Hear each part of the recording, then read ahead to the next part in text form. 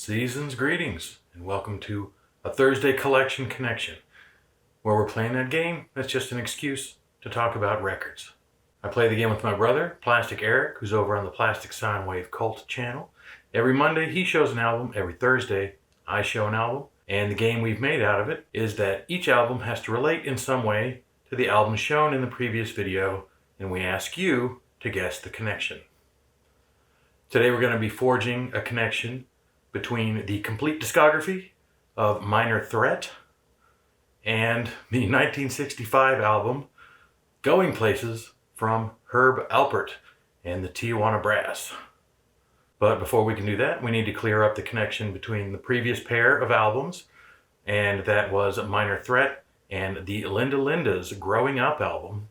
The connection there is that each band in the beginning was comprised entirely of teenagers, nobody over the age of 20 when they first started. I'm recording this ahead of time because I'm not actually around right now when this comes out, so I have no idea if anybody got it. If somebody does, I will put it in the comments acknowledging it, but short of that, let's get on with the show.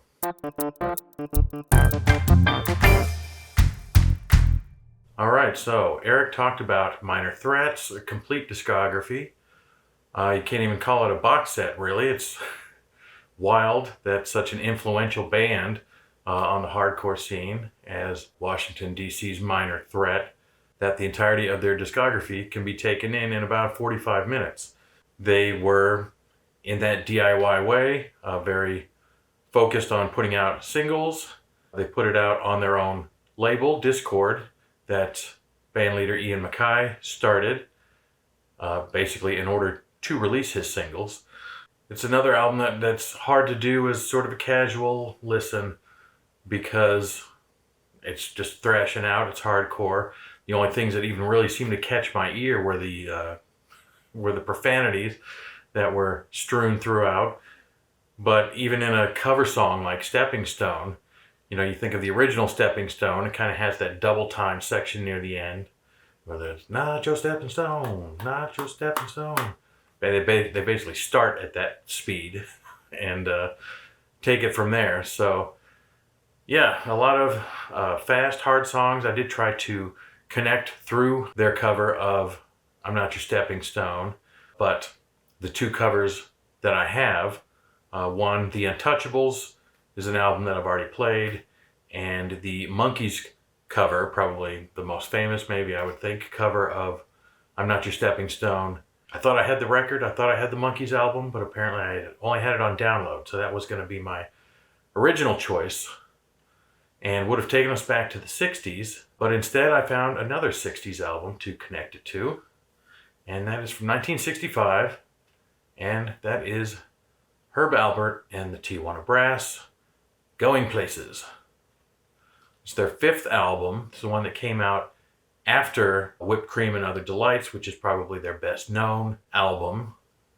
And I should almost just say his best known album. One of the things that I really discovered in doing my research for this album is that the Tijuana Brass, not really a thing.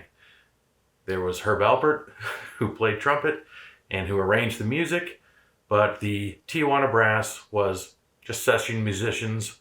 Nobody set.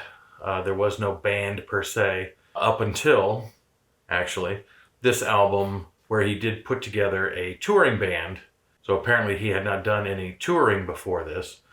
But even then, the band members were sort of replaceable, and solidifying them for this tour did not solidify the lineup of the Tijuana Brass. They were just session people, and it was really just Herb Alpert.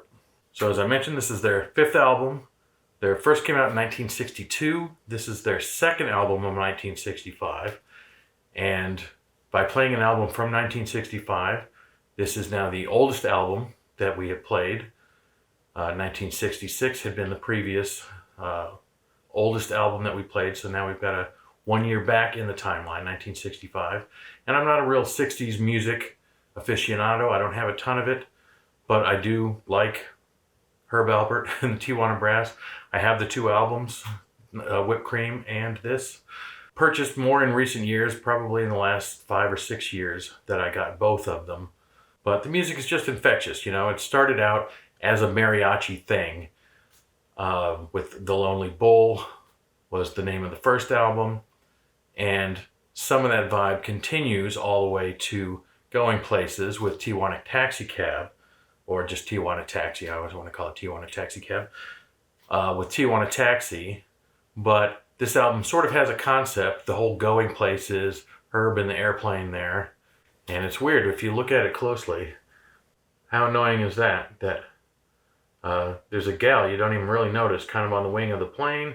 She's handing him a drink off of a tray, and the little crossbar thing there on the airplane actually blocks the drink. So it's kind of a fail of a photo shoot cover, but nonetheless, it's wild to me that these are albums that went to #1 in the US. You know, this was the year of Rubber Soul, and Herb Alpert and his very pleasant, non-challenging, easy listening music, he was throwing up #1s. It's hard for me to imagine Herb Alpert being huge when his music is something that you think of playing lightly in the background of things.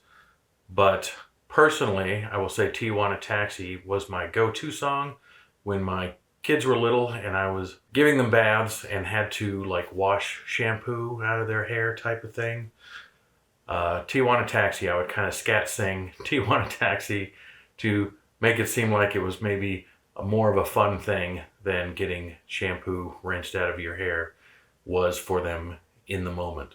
I've been singing that song for 20 years now, having grown up with it myself, but that was always my go-to song to kind of liven up a moment for my kids when it needed livening up. Spanish Flea you would probably recognize as theme music for The Dating Game, and a lot of the album as it goes around is kind of hopping around the world. So that's the theme, the expansion going on in Going Places is songs like Zorba the Greek and Spanish Flea, the Third Man theme. I'm Getting Sentimental Over You. They're kind of taking trips around the world to different places. Musically, he wanted to challenge himself, did Herb Alpert, with his trumpet playing and do different things. But yeah, this was a huge album. #1 hit, had a lot of legs, and people don't remember it as much as Whipped Cream and Other Delights, but big hit album. I like it. You know, it's a fun one to put on just when you want some light musical accompaniment.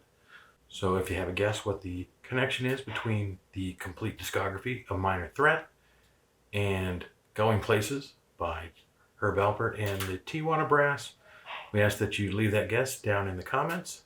There's no bad guesses. We'll let you know if you're there or not. And some way or another, we will shout you out in the next video. I'm trying to keep this fairly short, so I will throw for my last pick of the year of 2023, Herb Alpert's Going Places, over to Eric. And you can look for his first pick of 2024 on Monday on his channel, The Plastic Soundwave Cult. And with that, that's all I got. So thank you for watching. Bye-bye.